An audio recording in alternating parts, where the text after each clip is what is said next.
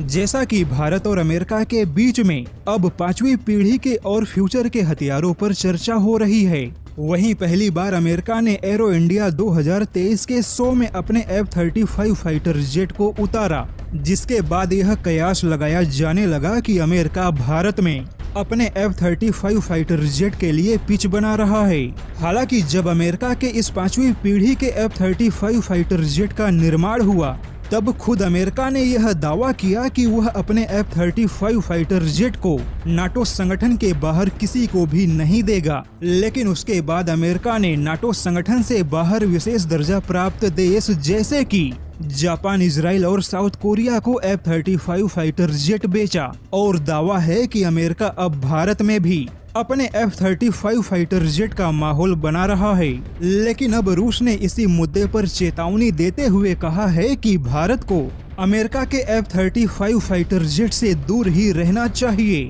क्योंकि यह दुनिया का सबसे एडवांस नहीं बल्कि दुनिया का सबसे खर्चीला फाइटर जेट है। और अमेरिका के इस फाइटर जेट ने खुद अमेरिकी वायुसेना के पूरे रक्षा बजट को हिला के रख दिया। यहाँ तक कि रूस ने यह दावा किया है कि पिछले ही दिनों उसके सुखोई 30 फाइटर जेट में लगे एक इलेक्ट्रॉनिक वॉरफेयर सिस्टम ने बड़ी ही आसानी से बाल्टिक सागर के ऊपर अमेरिका के F-35 फाइटर जेट को इंटरसेप्ट किया। ऐसे में अमेरिका का यह दावा एकदम झूठा है, जिसमें अमेरिका दावा करता है कि उसके F-35 फाइटर जेट को इंटरसेप्ट नहीं किया जा सकता। रूस ने दावा किया कि अमेरिका ही नहीं बल्कि अभी तक अमेरिका ने जिन देशों को भी F-35 फाइटर जेट बेचा, उन सभी लड़ाकू जहाजों में आधे से भी ज्यादा युद्ध के लिए तैयार नहीं है। रूस का कहना है कि भारत को अमेरिका के F-35 जैसे फाइटर जेट पर विचार भी नहीं करना चाहिए, क्योंकि यह फाइटर जेट भारत के लिए ना तो उपयोगी साबित होगा